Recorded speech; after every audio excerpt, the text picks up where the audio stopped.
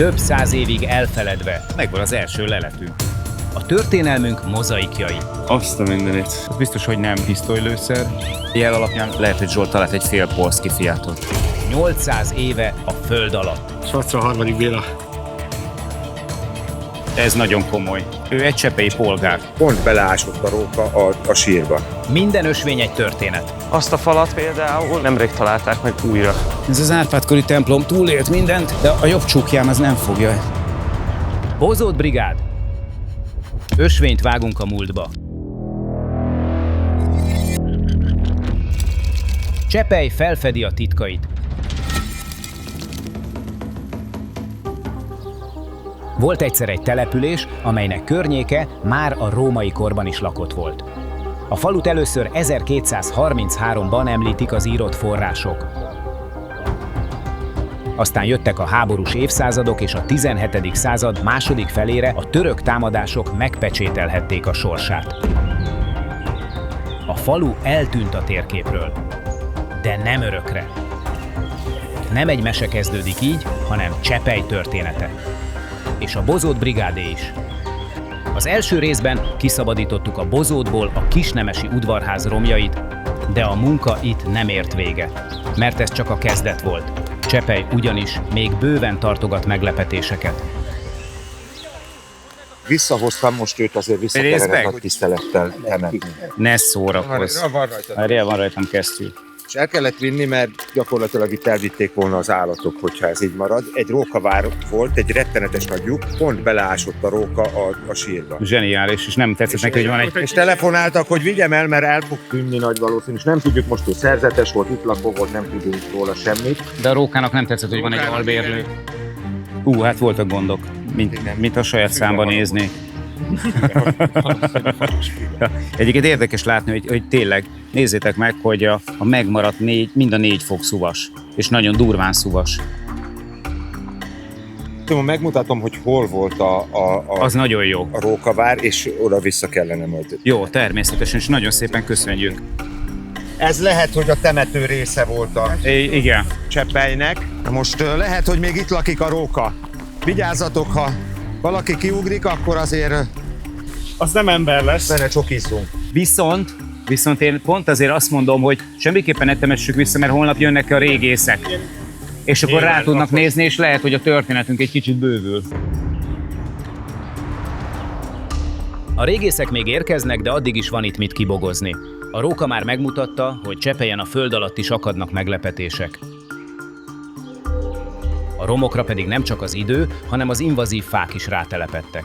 Hazai ökoszisztémában problémát okozó fajokról van szó. Itt a mirigyes bálványfa lesz injektálva, kelet-ázsiai fafaj. Gyakorlatilag a mechanikus írtással ezeket a növényeket szaporítjuk, tehát az ellenkező hatást érjük el vele. Tiszta sor. Igazából ez akkor kezdett el nagyon terjedni Magyarországon, amikor a klíma is egy kicsit kedvezőbbé vált számára, tehát egy kicsit melegebb időszakok vannak, a telek enyhébbek, ezért aztán az országos szinten nagyon elkezdett terjedni. Sok esetben természetvédelmi szempontból nagyon értékes élőhelyek mennek így tönkre. Ugye ennek a fajnak nincsenek itt a természetes szabályozói, mondjuk azok a lombfogyasztó rovarfajok, vagy éppen gombák. Ezért egy óriási előnye van az őshonos fajokkal szembe, gyakorlatilag ő itt háborítatlanul éli világát és szaporodik.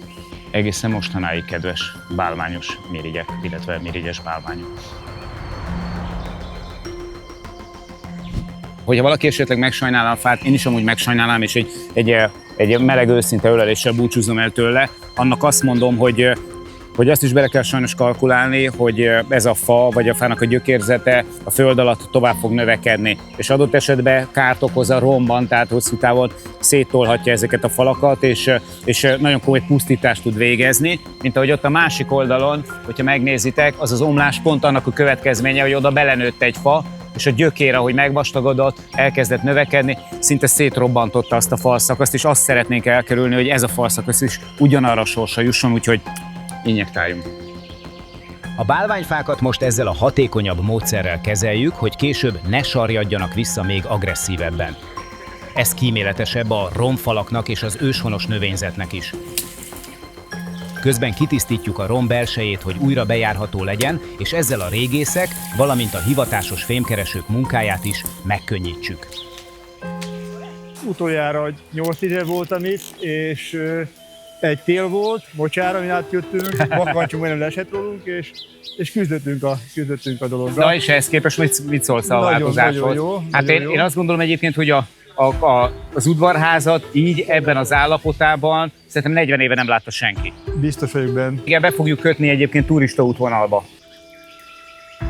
Ha megfigyeled a szentét, Igen. igen, az áradás, ez a Balaton felvidéki jellegzetes része, méghozzá Tihanyi apácság a bencések miatt. Tehát azért volt ilyen ez az építkezés nálunk. Igen, egyenes záródásról szent és egyébként keletelt, tipikus egyhajós, gyakorlatilag tényleg a régióra jellemző építési mód. És talán elérkezett az egyik legizgalmasabb pillanat. Legalábbis számomra biztosan. Megérkeztek a Lackó Dezső Múzeum régészei és az önkéntes fémkeresők. Bevallom, nagyon izgatott vagyok. Vajon milyen kincseket őriz még a föld Csepely romjai alatt? Isten hozott benneteket a Csepei udvarháznál.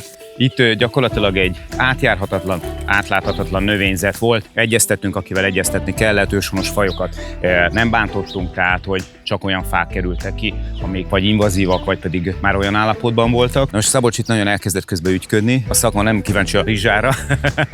Ez most elsődlegesen egy ilyen mentőjellegű munka lenne a miénk. Nyilván lehet tudományos haszna, meg reméljük, hogy lesz is, csak az egész arról szól, hogy most a bozótiltás után fedetlenné váltak olyan felületek, amik eddig fedettek voltak, és elsődlegesen azért dolgozunk, hogy azokat a leleteket, amiket illetéktelenek esetleg későbbi napokban, hetekben fölgyűjtenének, azok inkább a köz számára hasznosuljanak, és gyűjteménybe kerüljenek, és tudományos hasznuk legyen.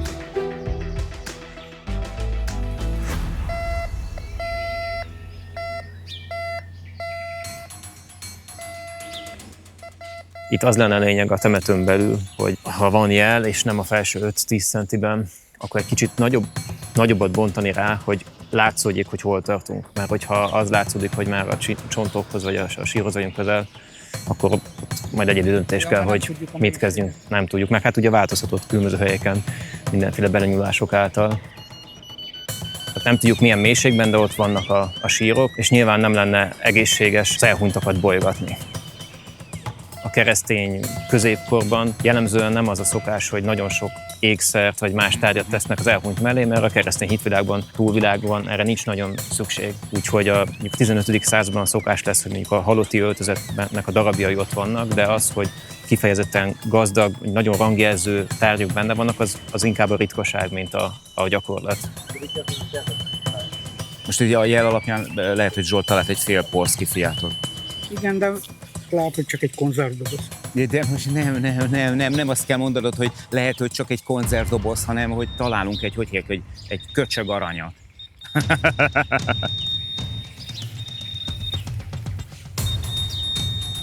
Túlságosan is fönt van. Fönt van. Ez valami turistának a fóliája. Aha. Eldobott szemete. A találatok többsége az inkább a szemét. És akkor abból van a kisebb a rész, ami meg használható, és a használhatónak egy még kisebb rész, ami meg mondjuk igazán nagy információval bír, vagy igazán különleges lelet. Na, igen. Hogy egyszerű, de klasszik. Igen. Ó, egy Kovács volt szeg. De jó. Na, hát akkor megvan az első leletünk, az első igazi leletünk. Kicsit túlértelmezve ez akár egyébként egy zsindelyszegnek is jó lenne, tehát a templom tetőzetéhez, tehát az, hogy hol van visszaütve a hegye, milyen vastagságú fát fogott be, ez annak elég. Mindenképpen egy jó jel így. Így van. Örülünk neki, nagyon. De ez egyébként ez nagyon jó. Hát és kicsit is meg kell becsülni. Így van. Üzenem haza. Minden apró jelzés újabb adrenalinlöket. De a fémkeresőzés türelmet és kitartást kíván. Viszont amikor előkerülnek az első leletek, már lehet érezni, valahol ott lapul az is, amiért igazán érdemes ezt csinálni. Hát ez egy vaskés. Na.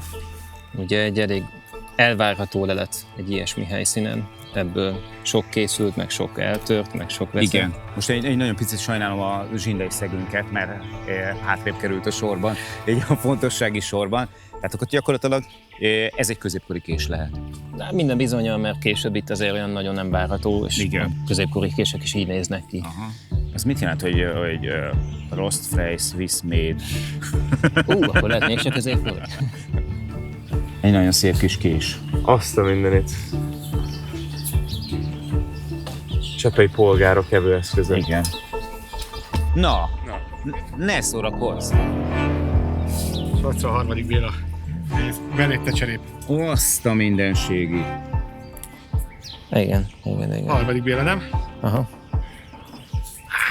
Na, ezt az arcot vegyed, Egy boldog, elégedett ember. Cserép is volt mellette. Aha, de jó. Csanád itt közben rákeresett az érmére, és szerintem sikerült is beazonosítani. Hát 13. század. Nem, 1172 és 1196 között. Mit nézel rajta? Azt figyelem, hogy egy icipici sérülést látok rajta, itt talán látod, átcsillan rajta a fény. Azt próbáltam tisztítani, hogy van ennek nagyobb foltja ennek a sérülésnek, mert gyakran ezeket a 3. Béla érméket, ezeket átütik. Van, amikor egyértelműen nyakban hordták, tehát ahhoz van egy ilyen utólagos kiukasztása. Nagyon sok helyen látszódik, hogy ezt a részpénzt, aminek ugye nincs nemesfém tartalma, és ezért nincs nagyon értelme beolvasztani, újra beolvasztani. Ezeket nagyon gyakran sokkal későbbi kontextusokban is megtaláljuk, tehát a király már rég nem uralkodik, ezen a pénzen már rég nem fizetnek, hanem egészen más, egyszerű célokra használhatják. Tehát ez gyönyörűen olvasható lesz, mint ezek általában tényleg jól megőrződnek a föld alatt. És még csak egy órája toljátok. Igen. Egyébként de észrevetted, hogy ahogy valami sikeressé válik, ott rögtön mindenki elkezd többes számban beszélni? Tehát, hogy egy kicsit mint a magának siker érzi mindig magát. Igen. Amíg Szabolcsék átfésülik a romok környékét, mi sem tétlenkedünk. Az Aktív Magyarország munkatársaival bejárjuk Csepely és Nagyvázsony környékének rejtett kiránduló helyeit, Csanád kalauzolása pedig segít elképzelni, milyen élet lehetett itt a középkorban. Ez egy halastó volt, ahol a barátok horgászgattak. Egyébként még a gyerekkoromban is egyszer felduzzasztották itt a Vázsonysédet, itt még Vázsonyséd, később már Egerpatak, és horgászgattak itt az emberek. A szerzetesek azok egy ilyen kifejezett rendszert alakítottak ki, 2-3 halastó volt itt. A felduzzasztott pataknak egyébként védelmi funkciója is volt. Nézzétek meg a léptékeket. Tehát, hogy azért ebből látszik, hogy nem lehetett kicsi. Ez egy nagy halastó volt. Igen. Igen, az volt a baj, hogy igazából egy karsztos rétegre hozták rá, és elszivárgott a víz. Nagyvázsony környékén nem egyetlen történelmi helyszín várja a kirándulókat. Itt szinte egymásba érnek a múlt nyomai, a Kinizsivár, kolostorromok, templomromok és elfeledett települések emlékei. Néhány száz méterenként újabb történet bukkan elő. Ez gyakorlatilag egy komplett történelmi körtúra. Mondjuk úgy, firenzei sűrűségű műemlékkör, Balaton felvidéki terepviszonyokkal. Azon dolgozunk, hogy az emberek visszatérjenek a természethez, felfedezzék azt, hogy a településük mellett ott van egy vízpart, ott van egy erdő, ott van egy turistaház, ott van egy kirándulóhely, ott van egy várom, ott van egy kápolna, stb. És ezt felfedezzék, és menjenek ki, és kiránduljanak. És szerintem ez egy ilyen nagyon fontos, ilyen mentális átkapcsolás, hogy másképp tekintesz arra, ami ott van körülötted, és nem azt képzeld el, hogy az Alpoknál nincsen közelebb semmi, ami látványos lenne. Mert van, mert hogy nyilván itt vagyunk a Balaton felvidéken, és ez is fantasztikusan szép. Ezek az óriási nagy bükkösök, ezek a kis pálos kolostorromok, amik így felfűzik igazából a túránkat, ez varázslatos. És egyedi, mert hogy pálos kolostorromokat biztos, hogy sehol a világon nem tudsz így felfűzni, mert hogy nincs nagyon máshol pálos kolostorromok, csak itt a Kárpát-medencében. Ennek a táladi komplexumnak az az érdekessége, hogy amerre most körülnézünk, ott gyakorlatilag méteres falak állnak csak föld alatt. Nagyon sok értékes lelet lehet még itt a föld alatt, mert ezt még a kincskeresők sem tudták nagyon megtúrni. A kolostornak nagyon szomorú a sorsa, ugye ez egy Árpád-korban létesült kolostor, az 1200-as években vagyunk. Pálosoknak alapítják eredetileg ezt a kolostort, és 1552-ben törökök elfoglalták Veszprémet, és amikor elfoglalták Veszprémet, a környező főurak eldöntötték, hogy a nagyobb kolostorokat azokat felrobbantják, félvén, hogy a török befészkeli magát. És évszázadokig ez kis túlzással elfeledett helyszín volt. Ha ezeket teljesen fel lehetne tárni, akkor talán az egyik legszebb magyar kolostor maradványt lehetne itt feltárni, gyakorlatilag méteres falak társaságában. És akkor vissza Csepelyre. Szabolcsék már biztosan átfésültek mindent. Ugye 57-58-ban zajlott az az ásatás, amelynek a során ezek a tárgyak előkerültek, és ők Csepelyhez tartoznak. Ők Csepely történelmét jelentik. És most ezt a kínálatot még egy picit bővítettük a segítségetekkel, és szerintem ez egy csodálatos pillanat. Ami nyilván a férfiaknak leginkább megdobogtatja a szívét, az az, hogy itt azért nagyon sok fegyver is, illetve fegyvertartozék is látható, és köztük egészen parádés elemek. Itt van az emblematikus buzogány, ami talán az egyik legszebb lelete az itteni ásatásoknak, és én ezt már tényleg láttam fekete-fehér fotóról, és most így élőben is látni, és megérinteni, azt szerintem az egy szuper élmény.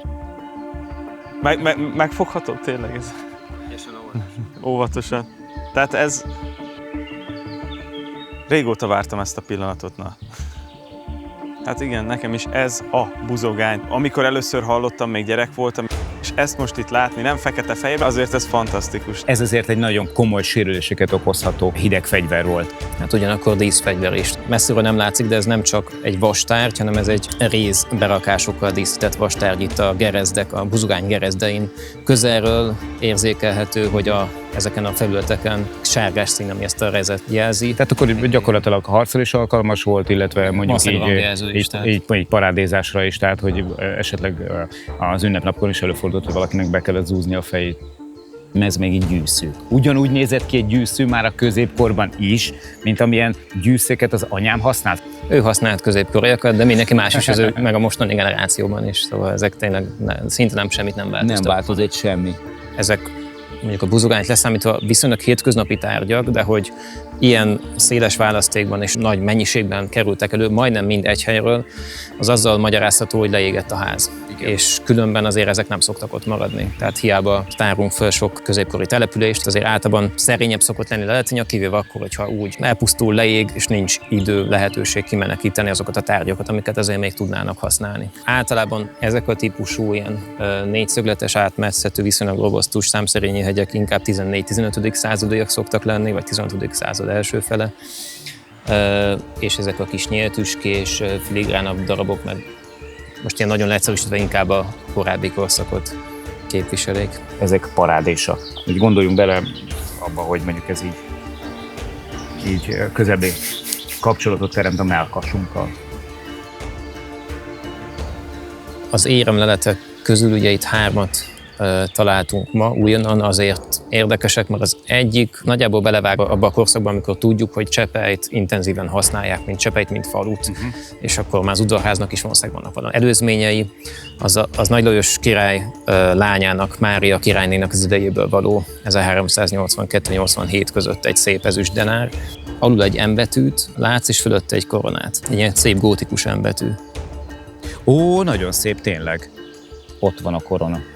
Ez szó szerint apró pénz. Tehát a maga korában is apró pénz, azért találunk viszonylag sok érmét, mert ugyanúgy, ahogy ma elvesztették ezeket. Aranyból kevesebbet találunk, nem csak azért, mert kevesebb volt, hanem valószínűleg azt kicsit tovább keresték, hogyha hiányzott az erszényből. Elképzelem, a Kinizsit az egy óriási tömpe ujjaival megpróbál kifizetni egy korsós sört ezzel valami kocsmában, és inkább egy marékkal dobodom, mert nem tudja leválogatni. Másik 2 érem az viszont abból a korszakból kilóg, amit úgy nagyon kézenfekvően ismerünk Csepely falu múltjából. Csepely falu első ismert hiteles említése 1233-ból való. Maga a pénz, az biztos, hogy korábbi. A harmadik pénzérem pedig szintén kilóg, de az a másik irányba. Ő egy hálás darab, II. Ferdinánd ezüst denárja, mert ott pedig az évszámot is ráírták, úgyhogy nem kell sokat agyalni, hogy mikor verték azt a pénzt. 1628? Így van. Igen, 1647 nyarán még tudósítanak arról, hogy Csepelyt fosztogatja a török. És ez az egyik utolsó ilyen lelet lehet talán, ami... Most ugorjunk át Norbihoz. Pákozdon is halad a munka, a kereszten már az utolsó simítások jönnek. Gyere! Kiskutyám, úgyis arrébb mész. De most miért?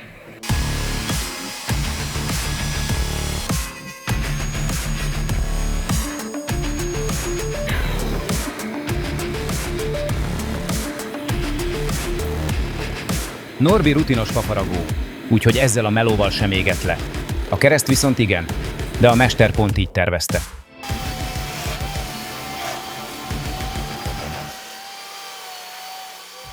Ez az Árpád-kori templom túlélt mindent, de a jobb csukjám az nem fogja a cipelést. Na hát ez már a lezáró pillanatai a Bozót Brigád első forgatásának. A terület megtisztítva, részlegesen feltárva, az oltárt felújítottuk.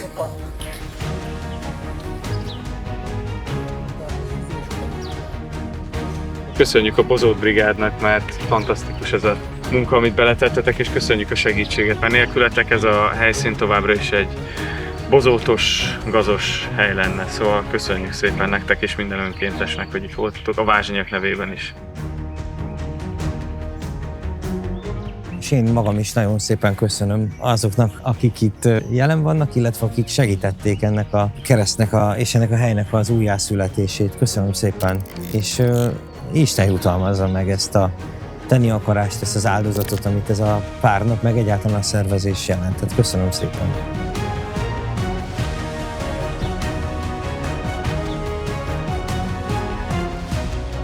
Ezek a pillanatok most csak egy epizódot zártak le. Csepely történetében viszont új fejezet kezdődhet. A változás magját elvetettük, reméljük virág sarjad majd belőle tüskés bozót helyett. És a jövőben is számítunk minden hype-ra, like-ra, megosztásra és segítő kézre, hogy még több ösvényt vághassunk a múltba. Kövess minket Facebookon és Instán, és iratkozz fel a csatornára, és tarts velünk a folytatásban is. Őrizzük meg a múltat a jövőnek!